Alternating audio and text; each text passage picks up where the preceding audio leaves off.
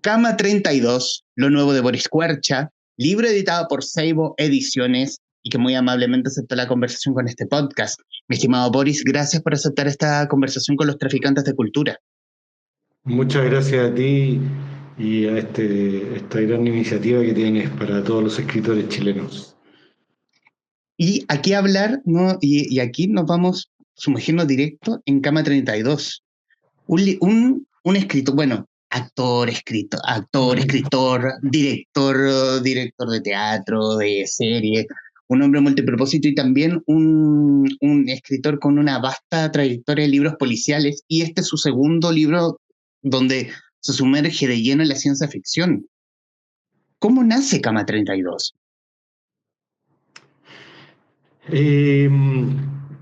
Bueno, fue la continuación un poco natural después de haber escrito Electrocante, que es la novela anterior, que ya entraba en estos mundos distópicos de un futuro imaginado, muy tecnológico, obviamente, y, y, y realmente tenía la idea, tenía las ganas de hacer como una novela de espionajes, de relaciones engañosas, de trampas, viniendo siempre un poco de lo policial todavía.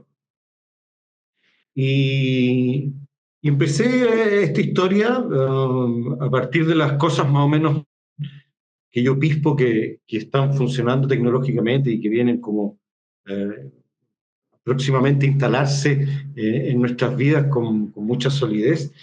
Y me gustó que empecé, a diferencia de las otras novelas quizá, a entrar en un mundo donde había muchas voces contando la historia o dando múltiples puntos de vista de la misma historia.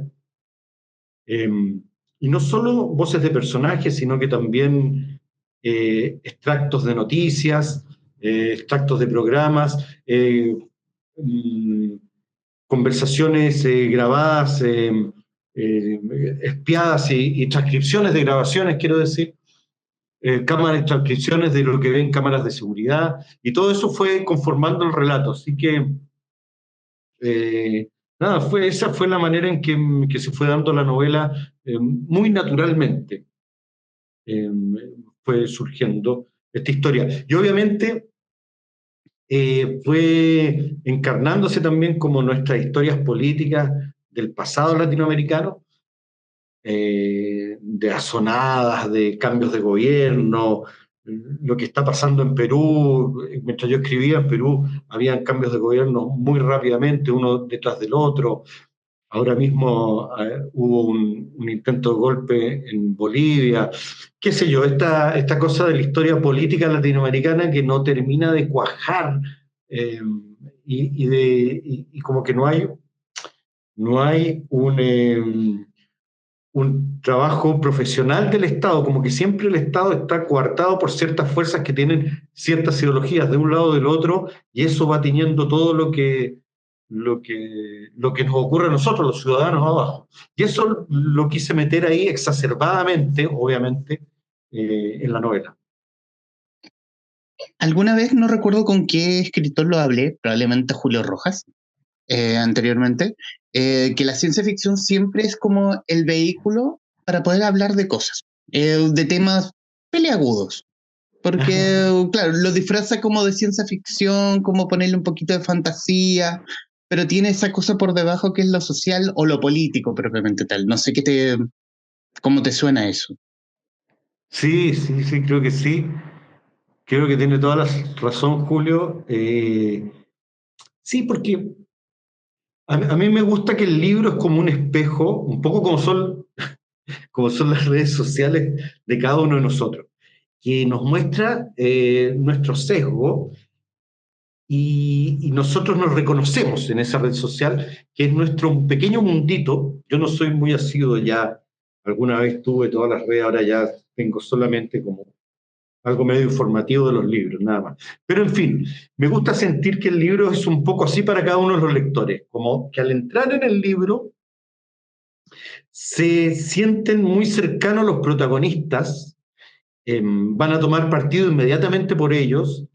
Va a quedar muy claro quiénes son los antagonistas, entre paréntesis, los malos de la historia. Y sin embargo, no importa el sesgo político que tú tengas, vas a sentir esa misma sensación. Y esto lo produce, claro, la ciencia ficción, porque no estamos hablando de un presente con nombre y apellido, donde ahí la gente toma un bando, porque sí, porque tiene un dogma político, tiene una ideología y tiene una educación social que lo empuja a tomar un bando inmediatamente, haya hecho lo que haya hecho el líder, por decirlo así. Entonces me gusta eso que pasa con el libro, como que al leerlo, las críticas que hace son comunes a todos. No sé si me explico mucho o me enredé más que plato de tallarines. No, o sea, uno entiende que si uno toma, no sé, cualquier historia respecto de un líder megalómano de X país, de Liberland, como ese país con que quiere hacer negocio Argentina, vaya a saber de dónde, que estos líderes medios locos que se engolosinaron con el poder y que son tiranos y que da lo mismo la posición política, porque Claro. eso queda bien detrás respecto de todo lo que hay delante. Sí, sí, sí. Bueno, eso es lo que hablábamos, que es lo que tiene la ciencia ficción, que al ser un futuro imaginado, un mundo que no existe, porque esas cosas en el mundo nuestro cotidiano, concreto, el que sentimos todos los días por la mañana, es en ese mundo estas cosas que yo nombro no existen.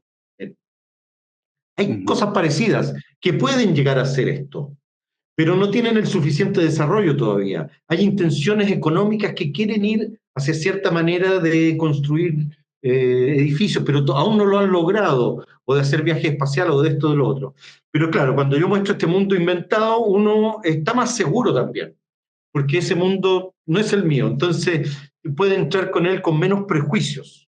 No estoy defendiendo mi idea, porque cada uno de nosotros también tiene como una cierta obligación, algunos más, otros menos. Yo intento tratar de no ser proselitista, pero es tan difícil porque todos tratamos de defender nuestra idea y nuestra visión de mundo con mucha pasión. Y eso hace que choquemos con el otro, que piensa totalmente lo contrario a nosotros.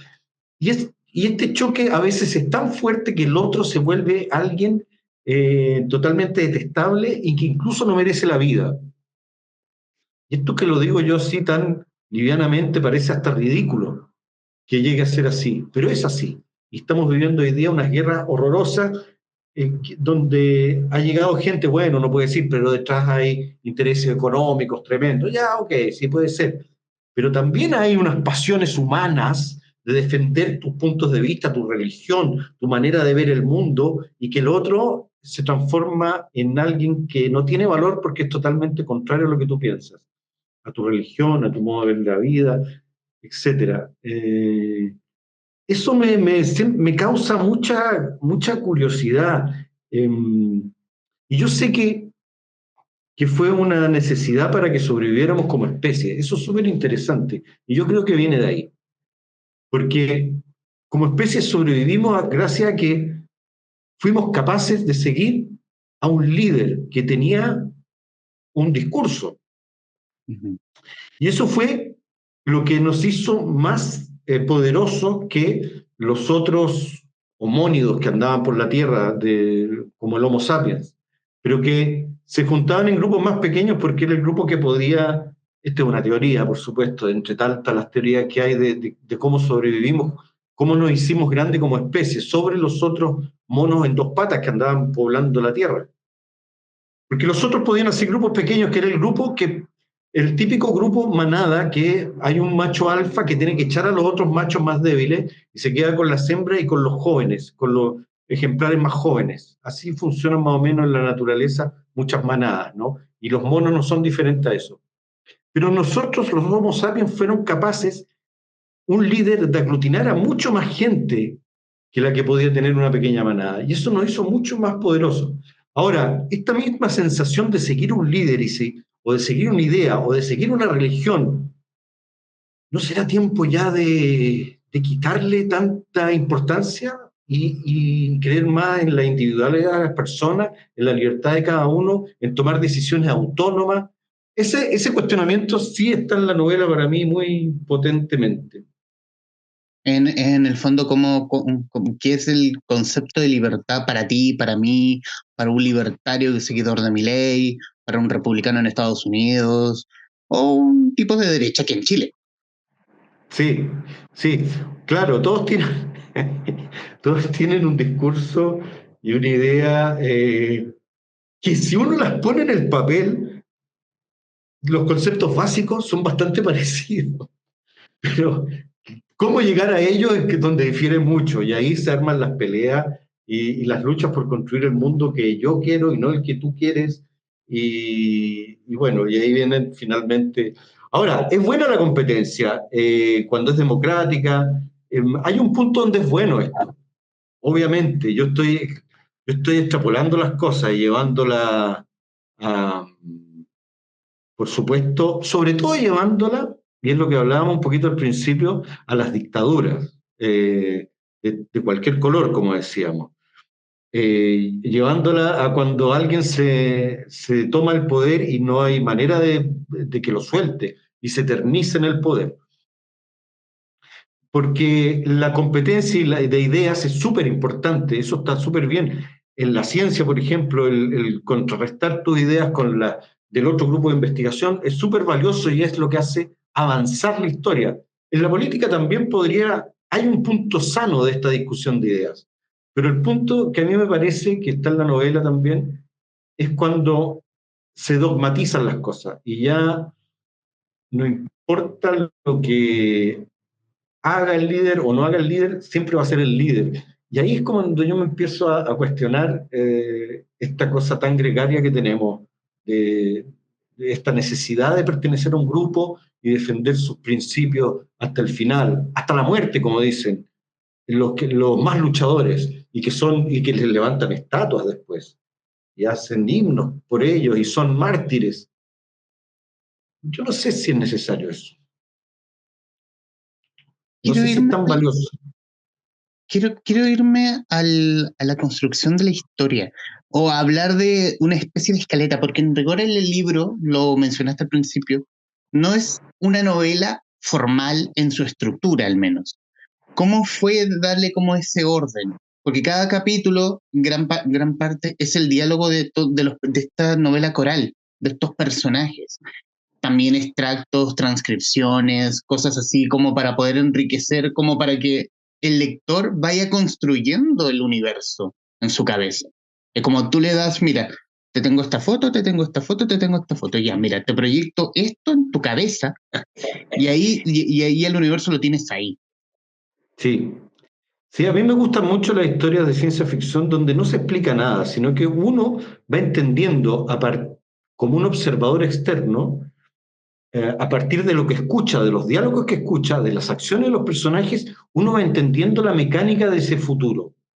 Qué cosas se pueden hacer, qué no, qué cosas funcionan, cuál es el momento político de esa sociedad, quiénes son los que están en la clandestinidad, por qué están en la clandestinidad, cuáles son las banderas de lucha. Todo eso no se explica, no se hace como una introducción y que te dicen, mira, esto está pasando, este mundo, como en la Guerra de las Galaxias, que empieza a pasar, ¿no es cierto?, las letras, te dicen, en el año no sé cuánto, no. Esto es como que uno entra en una historia, es como si se hubiera despertado en un mundo muy diferente y tiene que salir a la calle y empezar a entenderlo. Eso me gusta mucho porque crea en el lector un suspenso de tratar de entender y saber qué está pasando y va uniendo cabos. Y esos cabos que uno va uniendo van completando esta historia. Me encanta eso que ocurre con la novela y creo que tiene que ver también con su juego de espionaje que tiene. Como ninguno de los que dice ser algo es eso, sino que es, excepto los personajes más sinceros de la novela, que son los más inocentes, los más tiernos, los que también son en general víctimas. No sé qué tanto al final, ¿ah? Pero pasan por estados bien victimizados, pero también es verdad que son los personajes que van a salvar un mundo. Eso me gusta también, cómo cómo los sacrificios personales sirven para salvar el mundo. Y quizás no tanto los dogmas, ¿cachai? Estos grandes movimientos populistas. ¿Y cómo fue construir a estos personajes? Por ejemplo, hablar de Fue apasionante. Alicia, hablar de Víctor. ¿Cómo fue Sí, darle alma, corazón, humanidad? sí, fue muy apasionante, muy entretenido de escribir. Hay un personaje que obviamente, viste que existe ese juego que cuando uno escribe, obviamente, uno está inventando la historia, pero de alguna manera se siente, porque finalmente lo que uno está haciendo es haciéndole preguntas a tu inconsciente para que él las resuelva en los momentos que tú no estás escribiendo, y cuando te sientas a escribir, te va dictando. De alguna manera el escritor generalmente siente que le están dictando la novela, aunque esto no sea así, obviamente, pero lo podemos hacer como una figura poética, ¿ya? Y a mí me iba asombrando la historia de uno de estos personajes, que no quiero spoilear nada, pero cómo una persona al quien en una primera mirada uno vio como un ser detestable, de alguna manera traidor o incluso cruel, muy frío, cómo esa persona la fui descubriendo y fui viendo que tenía, sobre todo cuando me fui a su infancia, que había pasado por ciertos horrores de la guerra que me iban explicando el personaje. Y este personaje además iba en busca de su verdad. Entonces también tenía, aunque al principio era así, frío, traidor, cruel, sin emociones, al final era alguien frágil, con un pasado muy triste y que se estaba tratando de recomponer. Y esta sensación que a mí me daba como lector, eh, del cambio de punto de vista que uno tiene del personaje cuando lo conoce, eh, no sé, eso me fue un viaje muy, muy entretenido para mí. Espero que para el Eh, lector también. Es un viaje interesante, sé del personaje del que hablas, eh, porque claro, él como un tipo detestable, pero uno ve como, no sé, en cualquier novela como el malo, como dice, el malo no es malo porque sí. Hay Claro, un arco argumental que lo que le construyó ese personaje. No es malo, claro. quizás el malo es una historia mal contada, o quizás nosotros lo estamos viendo desde otro lado. Es como cada lector va entendiendo al personaje. Sí, y claro, esto es ciencia ficción, entonces son historias, como decíamos, que están en este futuro inexistente aún. em, pero también esto, obviamente estamos hablando del presente, ocurre en el presente. Y uno se dice, ¿cómo es posible que en el bando contrario de uno defiendan a esa persona? Y no te cabe en la cabeza. Y el libro de alguna manera se pone en los dos frentes y uno entiende ciertas situaciones que te llevan a actuar en un frente y en otro. Ujú. Eh, eso también me parece, me sentía muy entretenido de escribir en esa manera, y no solo de tomar un punto de vista de la historia. Eso es lo bueno de esta historia que hice tan coral, que me permite entrar en la mente de esos personajes que a primera vista parecieran ser detestables. Aquí quiero poner el punto en Neurón. ¿Ya? Hablar, bueno, hablar obviamente lo que se pueda para no spoilear tanta la historia, pero en el fondo es como si lo llevamos a la historia como cualquier dictadura, y estas dictaduras tienen exiliados afuera, y estos exiliados están buscando ese símbolo de paz. Lo dijo Charlie García alguna vez. Y en el fondo el Neurón también es un poco también ese símbolo de paz, ese símbolo que uno está buscando, que va como la democracia en el fondo. Sí, sí, sí, totalmente. Es muchas cosas. Es una blockchain que es interesante, que una blockchain es una cadena de datos incorruptibles que mantienen su fidelidad y que son inhackeables prácticamente. Bueno, finalmente el mundo se apaga, o sea, el sol se apaga y el planeta va a dejar de existir, o sea, nada es para siempre, nada es tan así, pero dentro de la tecnología digital y de la información que manejamos, dentro de la sociedad de la información que tenemos nosotros, donde, por ejemplo, ¿por qué uno es dueño de una propiedad? Porque en un papel dice que tú eres dueño de esa propiedad. Y ese papel está guardado en donde un señor que se llama conservador de bienes raíces, que todo esto ganan unos sueldos enormes y son elegidos a dedo por la Corte Suprema. Bueno, ya, pero es otro tema.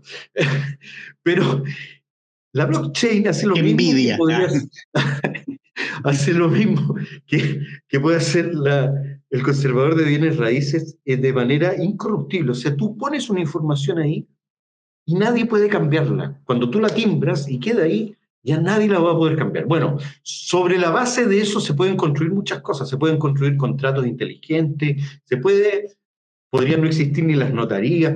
Bueno, porque realmente uno puede pagarle a un notario para que te cambie un papel, qué sé yo, un notario de los malos, digamos, un notario que sea corruptible, ¿no? Un notario serio, y podrías conseguir ciertas cosas, pero en la blockchain no puedes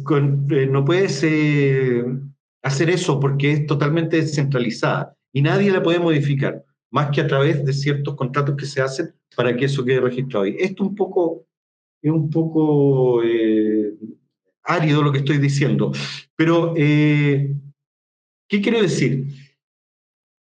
Que en una sociedad donde está controlada toda la información y manejada por un gobierno dictatorial que tiene todos los poderes del Estado y se quiere sostener en el poder, obviamente es una sociedad del futuro donde está todo digitalizado y todo se maneja por información. Por lo tanto, las identidades de todos los ciudadanos están totalmente registradas en el poder central. Y el poder central puede hacer lo que quiere con esos ciudadanos porque finalmente el dinero va a ser digital. Y si el poder central tiene el poder de las billeteras de esas personas, puede realmente hacer lo que quiera con ellos. Y dentro de ese mundo hegemónico y opresivo dictatorial, hay gente que está en la resistencia y encontró la manera de crear una red alternativa que se maneja incluso en los mismos servidores del Estado, pero que decodifica la información de otra manera, de tal manera de sostener ellos una sociedad paralela a la que existe. Eso es escenario un poquito más difícil de lo que está en la novela. En la novela es más simple porque no hay explicaciones. En la novela Neurón finalmente es lo que te va a servir para existir en una sociedad de manera paralela a la sociedad oficial. En el fondo, si nos vamos, por ejemplo, a Francia con la dominación nazi, esto sería como que te hicieran un pasaporte, un salvoconducto falso, ¿ya? Y que tú puedes andar libremente por la calle y no te pueden tomar preso porque tú tienes un salvoconducto timbrado, qué sé yo. Es como eso, pero en un mundo, en un ambiente digital. Eso para mí es Neurón. Ahora, ¿qué pasa? Que Neurón parece ser la bandera libertaria, la lucha por la libertad. Pero somos testigos que la libertad se usa de bandera en muchos frentes y en muchos bandos. Entonces, la libertad sí, pero ¿la libertad de quién? Y ahí la libertad empieza a ser transable, modificable, vendible, etc. Y mucha gente que está en este proyecto por una cosa de lucha, de conciencia por la libertad real, no se da cuenta que está siendo manipulada también por los líderes de este mismo movimiento. Conversamos con Boris Cuercha, autor de Cama 32, editado por Seibo Ediciones, el primer libro de la recién inaugurada colección Cyborg, que yo creo que es el mejor nombre que le pudieron haber puesto a la colección. Muy bueno, muy bueno. Hablemos del acercamiento con Seibo. ¿Cómo se da ese acercamiento? Bueno, nos conocemos con la gente de la editorial Seibo hace muchos años y siempre hemos tenido esta conversación sobre. Seibo sabemos que hace sobre todo investigación periodística muy profunda, muy, ¿cómo decirlo? toman ciertos riesgos e investigan muchas cosas que a veces son obviadas por el resto de los medios de comunicación, podríamos decir, no sé, o van en profundidad en ciertos temas que son bien candentes. Y este es esa es su característica principal, pero siempre me habían comentado que tenían ganas de entrar en la narrativa, y sobre todo en la narrativa policial, irse un poco por ahí. Y yo tenía este libro, se había editado en Francia ya, en Chile no tenía todavía editorial, y bueno, se los presenté a Seibo y les encantó, y, y fue el que inauguró entonces la colección Seiborg, así que estoy súper orgulloso de trabajar con la editorial y que sea el que inaugura esto. Quiero citar en el del comienzo del libro, es solamente una plana, que es el diálogo de Alicia, la madre, Ah, eh, sí. que si uno lo ve en Tremendo. otro contexto, si uno no creyera que Cama 32 de ciencia ficción es un relato absolutamente de la guata de una madre que Sí. está con su hijo. Uy, y spoileé la historia. Eh, No, pero Mejor lo voy a leer. Ahí ya. van a entender, ahí lo van a entender de inmediato. Alicia, la madre. Me despertaron de madrugada. Es tu hijo, es tu hijo. Todas las llamadas decían lo mismo. Es tu hijo, es tu hijo. Después lo vi en las noticias ahí, desnudo, embarrado, ensangrentado. Era como si lo pariera de nuevo. Pero ahora, en vez de dejarlo en mis brazos, lo alejaban de mí para siempre. No hay nada que hacer, me dijeron todos. Pero yo digo que mientras una viva hay algo que hacer. No hay fuerza en el mundo que me lo saque de la cabeza. Cada día despierto y lo veo desnudo, levantando los brazos, indefenso. Un paria, un perseguido. Pero no va a ser un desaparecido. No mientras yo viva. No hay nada que ser, mujer. Me repiten después que vuelvo en la noche, con las manos heridas de tanto golpear las puertas. ¿Cómo una madre puede conformarse? No hay ningún remedio para esto. Yo soy este dolor. Y si no lo fuera, nada sería entonces. Golpean a la puerta. Me sobresalto. Siempre creo que es él, o son noticias de él, pero no es nada. Solo los niños que aprenden a odiar desde pequeños y nos molestan. Golpean otra vez y arrancan. Nos rayan los muros. Nos escupen desde los pisos más altos. Mírenla, ella es la madre del neuronista. Vámonos, mujer. Tomemos un buque. Vámonos de esta ciudad, me dicen. Pero yo no tengo cómo huir de esto. No puedo volver atrás el tiempo. No puedo hacer que mi hijo vuelva a entrar a mi vientre. Pero si pudiera, juro que no lo hubiera dejado salir nunca de este mundo donde la piedad ha muerto y las madres andamos levantando piedras buscando los restos de nuestros hijos. Si uno, como te decía al principio, si uno leyera este texto sin el contexto que es Cama 32, es una madre buscando a su hijo detenido desaparecido en Chile o una abuela de Plaza de Mayo en Argentina. O una madre en México, como hay Ujú. cientos, buscando a su hijo desaparecido por los agentes del narcotráfico, o del ejército corrupto que está aliado con el narcotráfico, o una mujer en Nicaragua, o una mujer en Venezuela, o claro, o una mujer en El Salvador, porque se llevaron a su hijo, porque la extorsionaron unos policías, y le dijeron, ¿sabe qué? Su hijo es de la mano, lo llevamos. Claro, es terrible, es una cosa tremenda. Yo lo veo desde el punto de vista latinoamericano porque es lo que tengo más cerca. Ahora también ocurre en África, etcétera, etcétera, etcétera. Y en otras partes del mundo, ¿para qué hablar? Pero sí,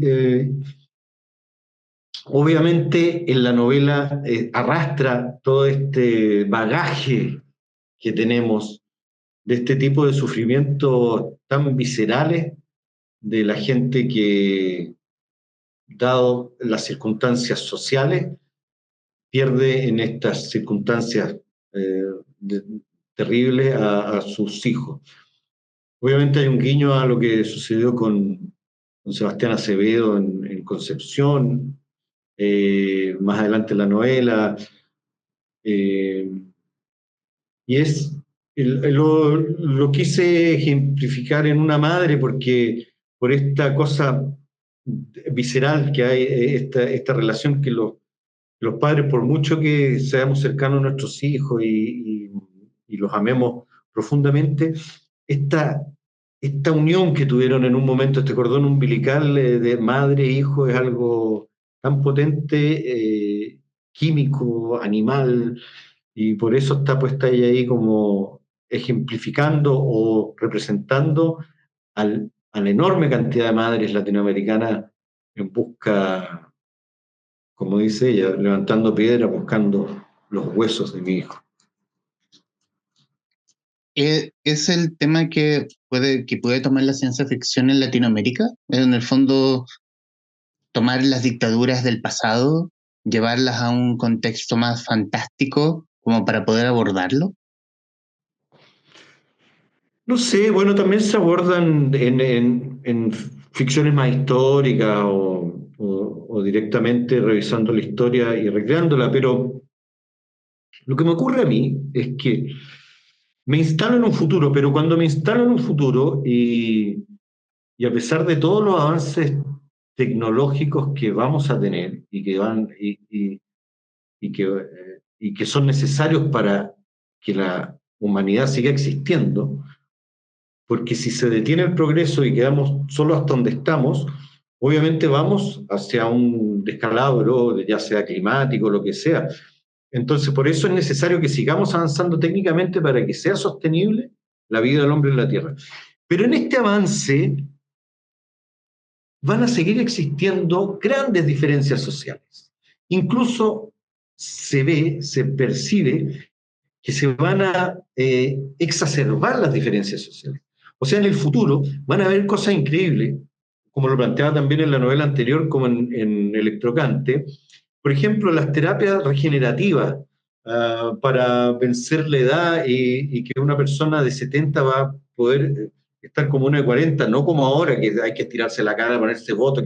No, realmente las terapias genéticas de reconstrucción celular, etcétera, hacia donde están avanzando, se está poniendo mucha plata en eso porque se sabe que la gente no quiere envejecer. Van a ser carísimas seguramente. Por lo tanto, vamos a tener castas que van a vivir en estados de salud privilegiados y vamos a tener otra gente que le va a costar mucho la sobrevivencia en un mundo difícil tecnológicamente de abordar. Entonces, estas grandes diferencias sociales van a dar pie también a grandes movimientos de revuelta, también a movimientos de opresivos, porque hay que defender ciertas cosas. O sea, va a haber mucho progreso, pero los movimientos y el desorden social, o no sé cómo decirlo, va a continuar y se va a exacerbar también. Me voy a enchufar a propósito de tecnología. Sin Sí, electricidad no somos nada. no, si no, esta conversación se va al soberano demonio. No, pero es también como cómo tomó la ciencia ficción, digamos, creo yo, esto ya es visual mía, después de la pandemia del COVID, donde antes uno veía la ciencia ficción como algo que puedan 2 o 3 generaciones a futuro, esto a lo mejor puede pasar. Ahora estamos viendo algo que puede ocurrir mañana o mañana o quizás 2 días después, en el fondo. Claro. Sí, sí,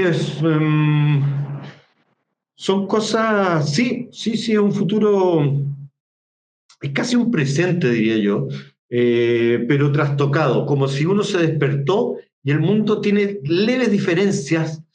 Bueno, hay, por ejemplo, se vive bastante, nos damos cuenta por lo que dicen los personajes, que también se puede vivir bastante en mundos virtuales. Se puede entrar en ciertos mundos virtuales donde se pueden hacer, bueno, lo que estamos haciendo nosotros aquí, pero un poquito más sofisticado, ¿no?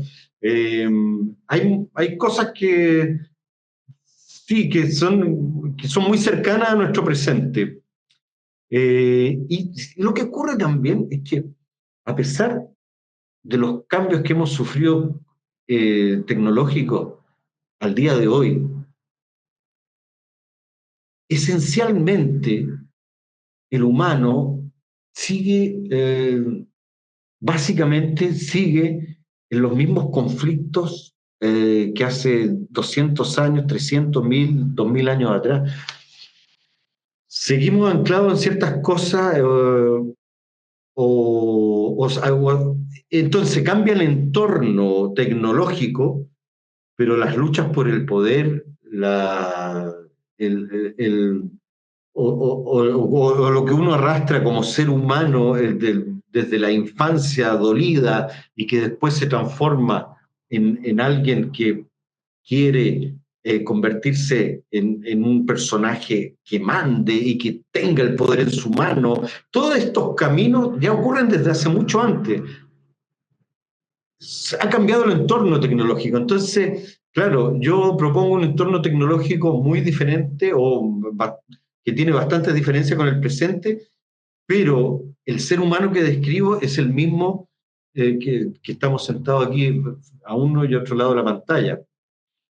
Ese ser humano se mantiene todavía y no ha evolucionado esencialmente desde sus instintos tanto, que es lo que te decía al principio, esta necesidad que tenemos de ir detrás de un líder,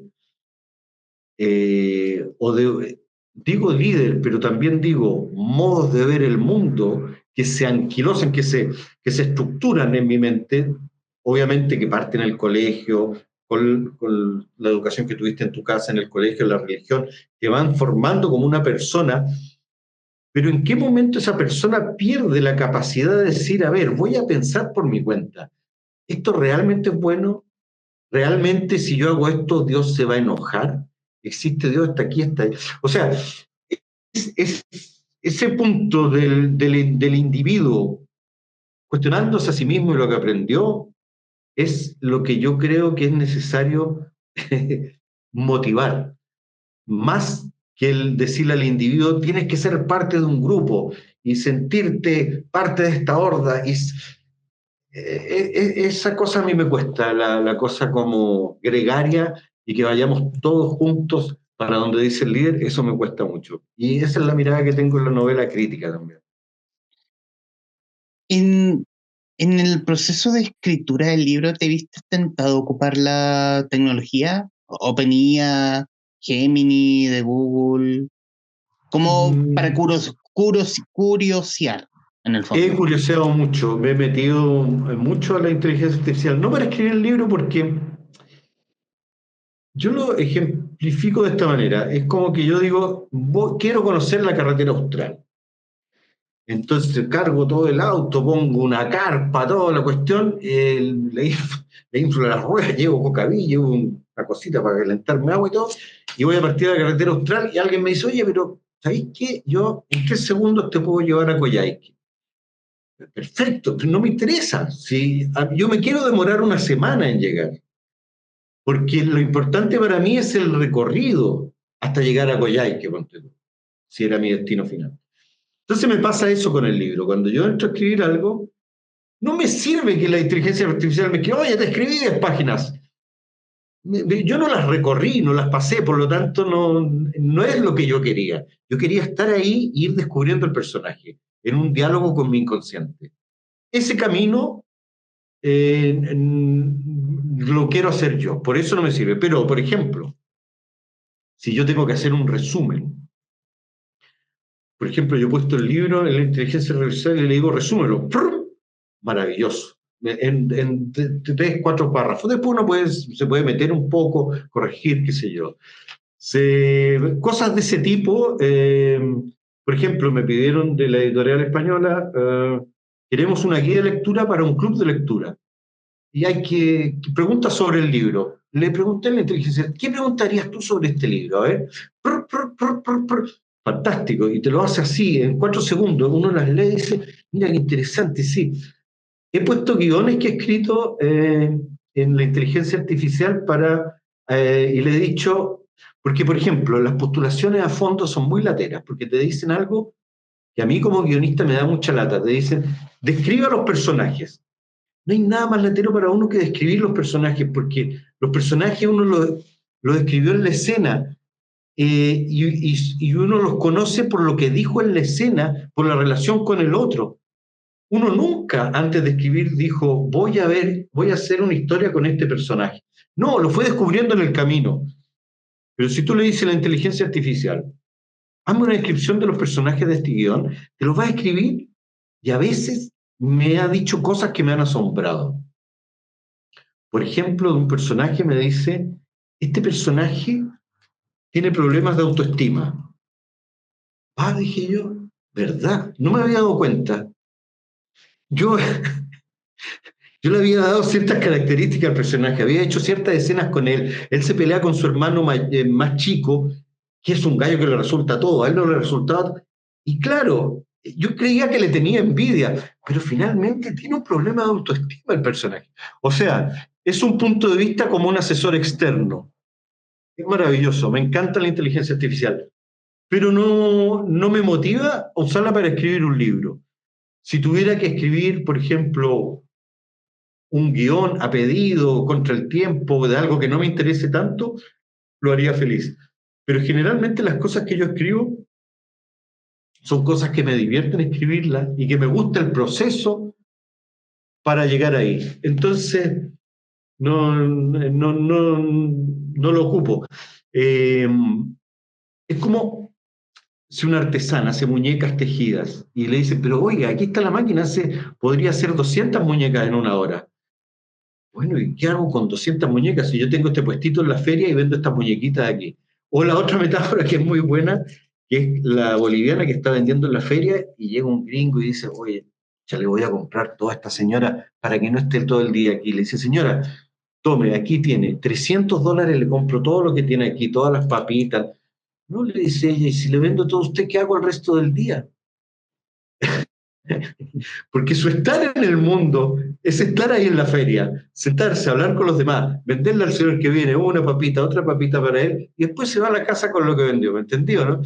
Entonces, creo que es una gran herramienta, creo que se va a usar muchísimo, creo que se van a poder hacer películas enteras con la inteligencia artificial en unos 5 años más.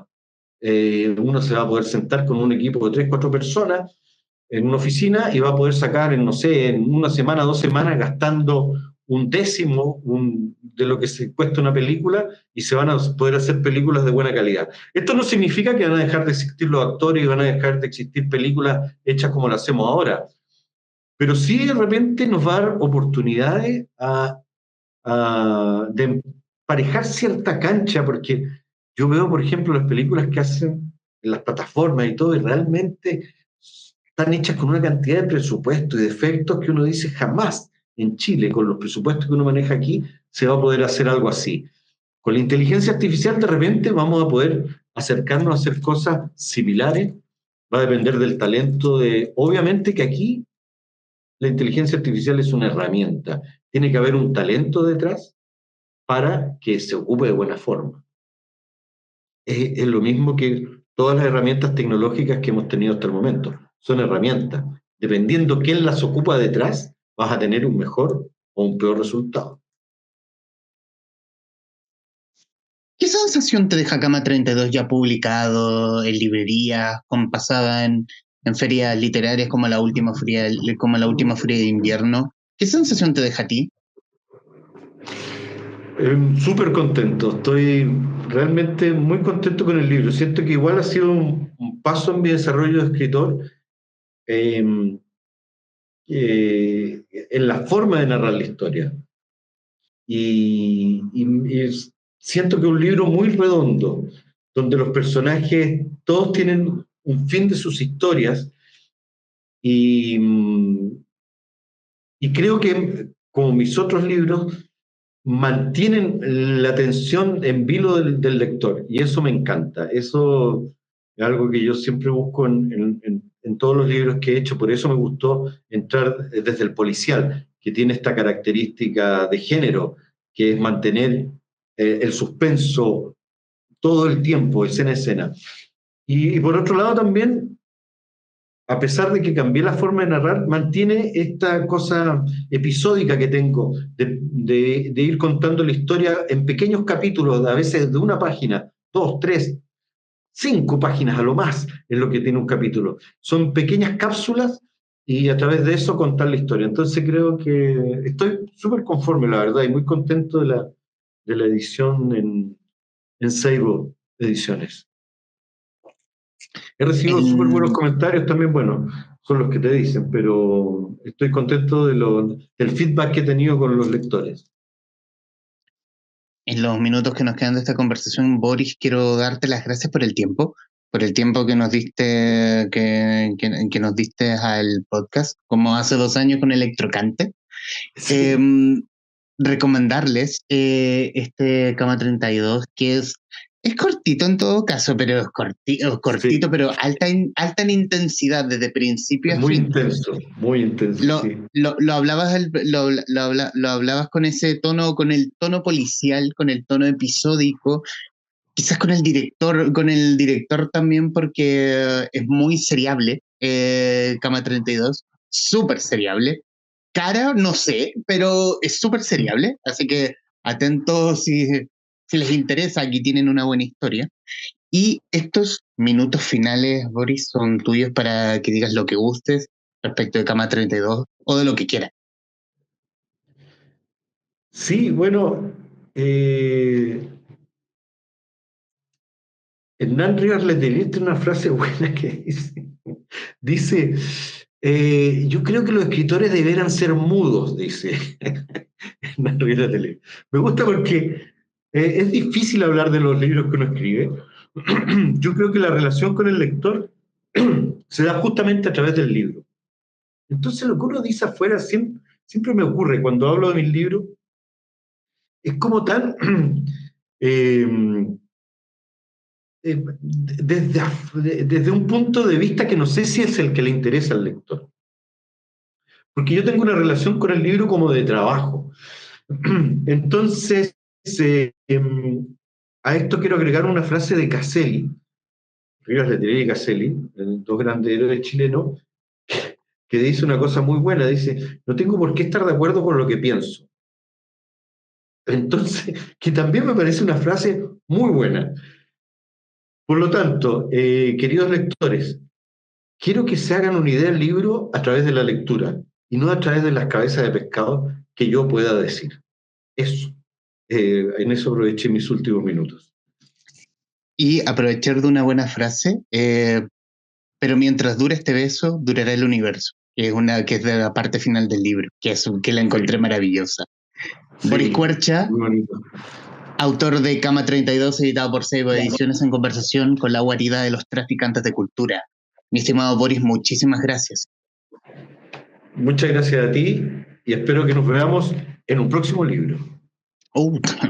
Absolutamente. Atentos vamos a estar. Gracias, Boris, y a quienes nos están viendo y escuchando, gracias por estar ahí. Adiós.